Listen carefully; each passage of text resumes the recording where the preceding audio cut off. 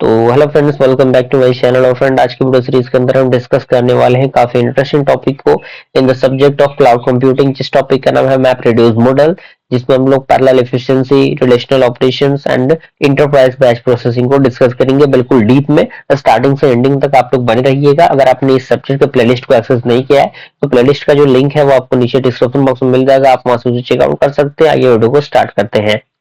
यहाँ पे पॉइंट कह रहा है कि the map reduce model is a powerful and the widely used paradigm for processing large dataset in parallel, primarily designed for distributed computing environment like Hadoop।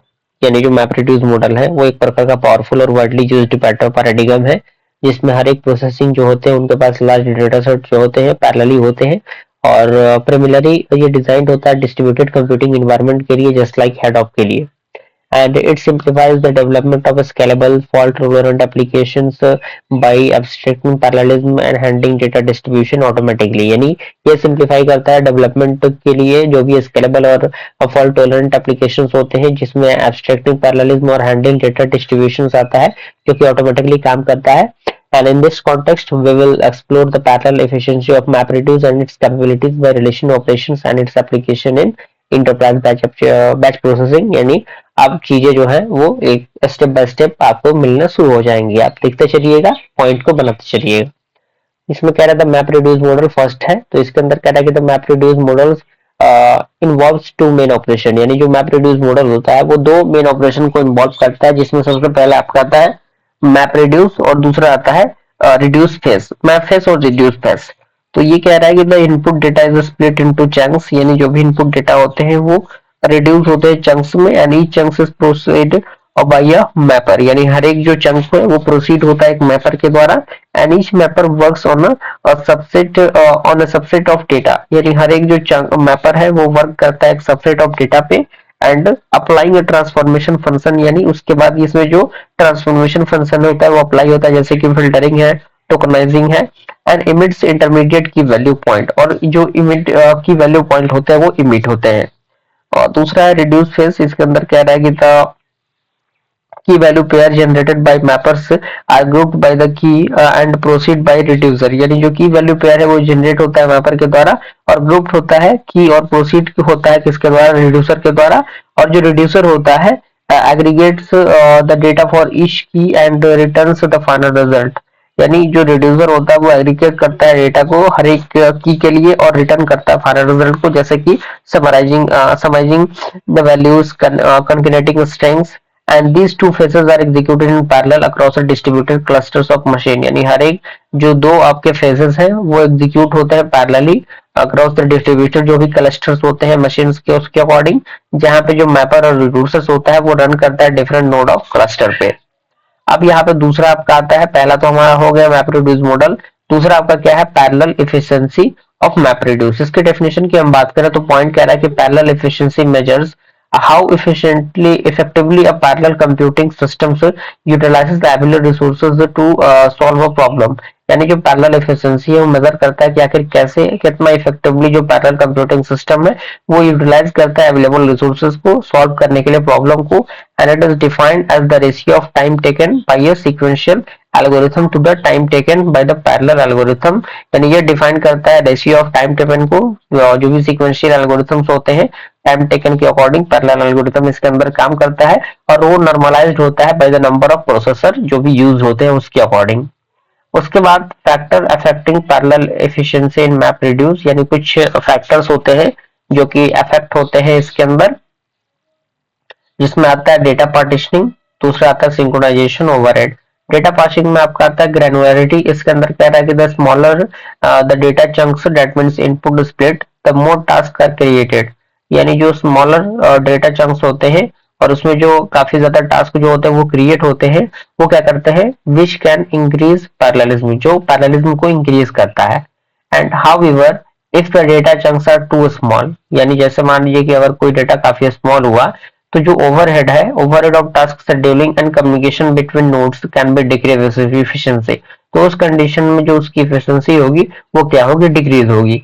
दूसरा आपका load balancing. इसके अंदर कह रहा है कि effective partitioning ensures that each task like mapper or reducer gets a comparable workload and preventing some nodes from being overbounded will other remain idle। यानी मतलब जैसे मान लीजिए कि इफेक्टिव पार्टीशनिंग है वो इंश्योर करता है टास्क को, हर एक टास्क को एक कंपैटिबल वर्कलोड के लिए जो प्रिवेंट करता है कुछ नोड्स को मतलब ओवर बाउंडेड करने के लिए हर एक रिमेन आइडल के अकॉर्डिंग।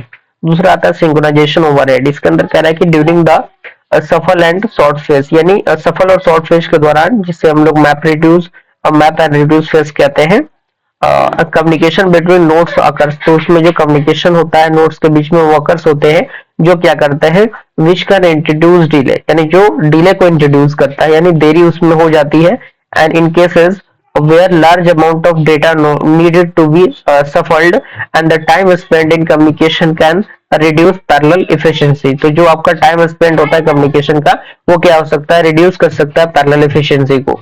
तीसरा आपका आता है टास्क ग्रैनुलरिटी। इसके अंदर कह रहा है कि if the task are too fine grained, यानी जब आपका टास्क काफी स्मॉल हो चंक ऑफ डेटा के रूप में, तो the overhead of managing multiple task like task scheduling monitoring etcetera may offset the benefits of parallel execution. तो वो आपका जो बेनिफिट होता है पैरेलल एग्जीक्यूशन का वो ऑफसेट हो जाता है।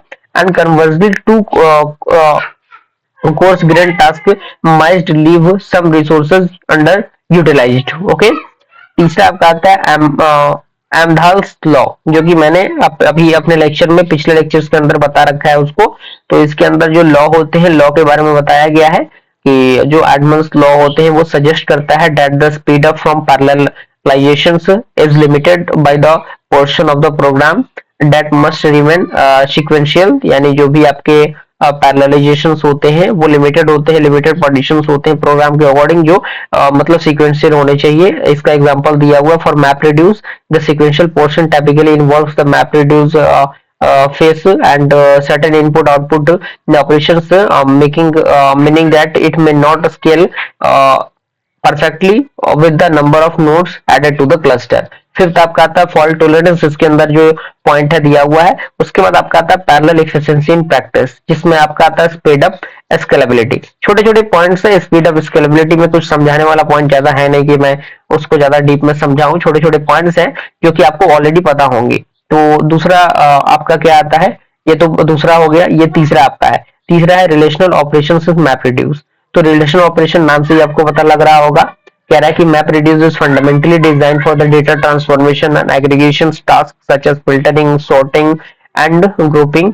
यानी जो मैप रिड्यूस होता है वो फंडामेंटली डिजाइन होता है डेटा के ट्रांसफॉर्मेशन के लिए, एग्रीगेशन टास्क के लिए, जैसे कि उसका फिल्टरिंग हो गया, उसका सॉर्टिंग हो गया, उसका ग्रुपिंग हो गया।